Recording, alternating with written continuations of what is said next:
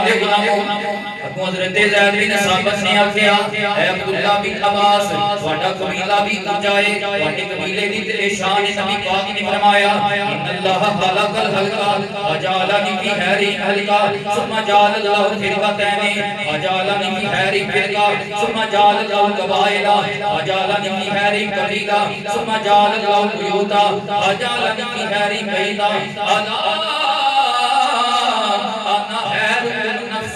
وخيركم بيتا جدا مانا ایک کوئی بندا ہے کہ کائنات وچ سب تو اونچا بھی نبی ہے تے سب تو اونچا گھرانہ بھی نبی دا گھرانہ ہے سب تو اونچا نسل بھی نبی پاک دا نسل ہے اے عبداللہ بن عباس جیڑا دادا تہاڈا وہی دادا نبی پاک دا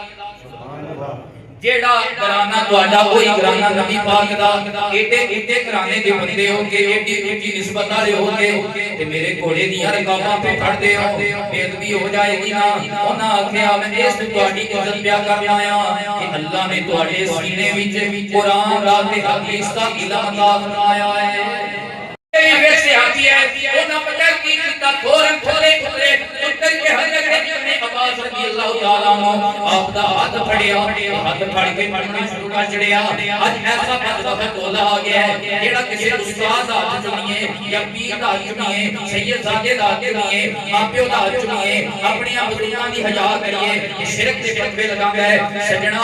کسی بھی بزرگ ہستی دا ادب کرنا شرک نہیں دا عبادت ادب کرنا شرک نہیں ہے وہ ادب کرنا اللہ کی عبادت ہے ادب کرنا اللہ کی بارگاہ میں پسندیدہ عمل ہے اگر ادب اتنا پورا عمل ہوگا کہ اللہ تبارک و تعالی فرشتیاں کی عزت دار نہ بنانا شیطان راندہ درگاہ نہ ہوگا شیطان بے ادبی کی شیطان منکر ہو گیا اور راندہ درگاہ ہو گیا فرشتیاں نے حضرت آدم کو سجدہ کیا اللہ اس کا آج چمڑے شروع کر چھڑے انہاں کہا تسی عمر چ وڈے تہاڈا علمی مقام تسی میرے پہ ہاتھ چکتے ہو فرمایا موسیٰ میری عزت علم والا ہون دی وجہ تو کیتی ہے تے میں تہاڈے ہاتھ اس تے پیا چلنا آیا کہ تسی نبی پاک دی اہل بیت وچ ہو حضور دے چچا دے بیٹے ہو تہاڈا نسب اعلی ہے تہاڈی شان اعلی ہے اس واسطے میں سمجھانا چاہنا مٹی نو اکسیر بناوے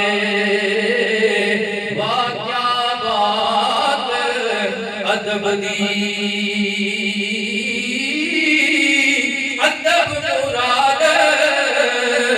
ادب حضوری اے بڑی بڑی ذات ادب دی